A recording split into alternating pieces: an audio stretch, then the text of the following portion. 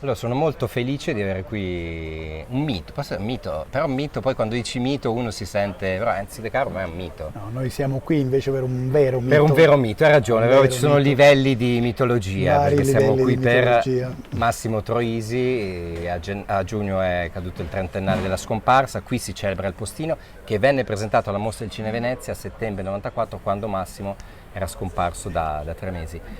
Enzo, ti parto dall'emozione di ricordarlo oggi qui, che effetto ti fa?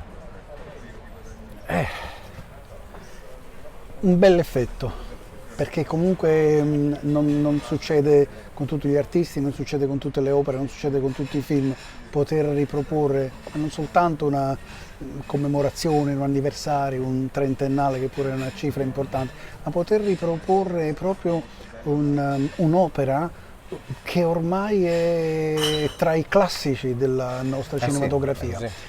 I classici sono classici perché sono contemporanei di ogni epoca.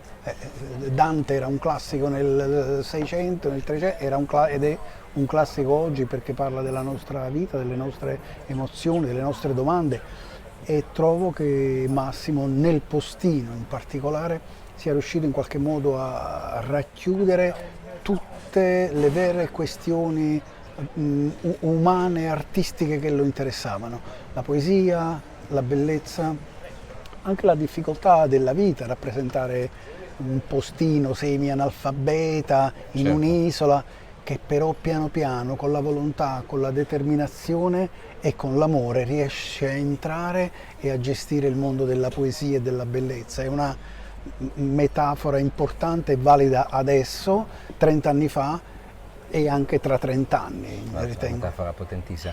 Infatti, Enzo, io spesso rivedo i film e mi colpisce molto la modernità di Massimo Troisi. Cioè sono passati anche 40 anni perché poi no, ricomincio da... Eppure quella roba è ancora lì, è ancora fresca, viva, non è datata. Come, come i classici, anche nella commedia italiana, alcuni dei nostri grandi film, ti rivedi Umberto D, ti rivedi i grandi classici e sono di adesso. Umberto D era un uomo fuori dalla Sì, società, ma quante persone vediamo oggi, che insomma vediamo benissimo che le file della Caritas non sono fatte solo di extracomunitari, vediamo delle persone che hanno difficoltà economiche e che accedono, è Umberto D oggi. Quando si va a cercare qualcosa che ci riguarda tutti, la cosa è destinata a restare nel tempo, in particolare da sempre, anche dai nostri inizi, la nostra collaborazione e poi Massimo con il cinema, non ha mai saputo fare a meno di cercare qualcosa che non fosse strettamente collegato con il presente, ma fosse una specie di presente assoluto, il disagio, la difficoltà, l'inclusività, l'arroganza del potere, tutte queste cose di cui soffre l'uomo comune, tra virgolette, purtroppo si adattano ad ogni generazione, ma credo sia anche uno dei motivi per cui Massimo è sempre molto amato dai giovani che sì, lo esatto, scoprono, esatto. lo riscoprono Perché non è una e cosa nostalgica e poi ritrovano solo. un contemporaneo, perché l'emigrante non è migrante, con una frase Massimo ha spiegato Esatto, lui diceva, la condizione del disagio più di qualunque convegno, di qualunque vero. libro di sociologia. I giovani, anche se ognuno col proprio linguaggio, la ritengono estremamente vicina e questa è la sua bellezza, perciò come dicevamo prima di un mito mite, che la forza di Massimo è stata anche la sua mitezza personale, ma una mitezza che non era debolezza, una mitezza forte di avere un'idea, di raggiungere un'idea e poi di essere pronta a difenderlo anche nel postino.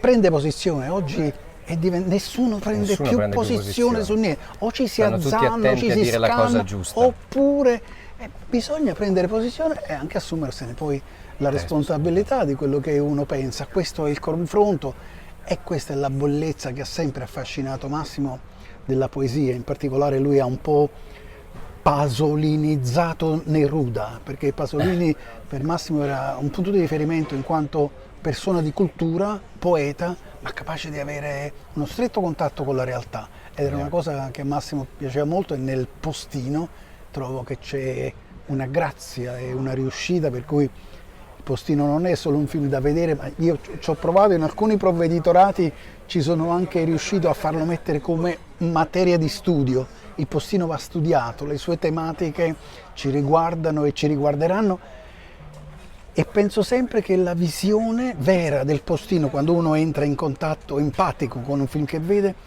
il Postino ci migliora.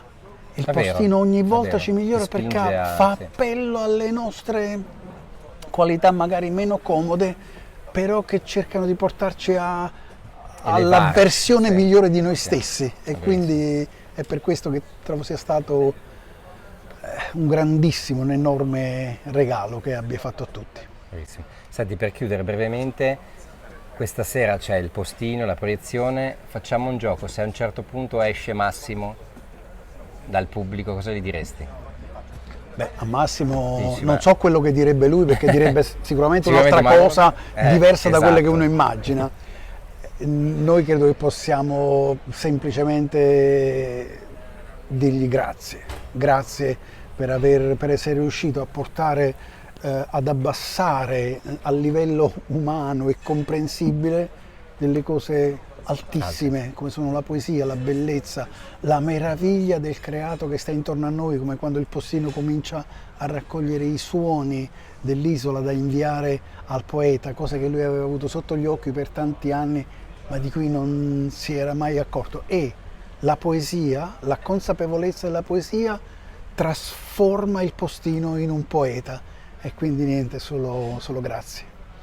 Grazie mille, grazie. A te.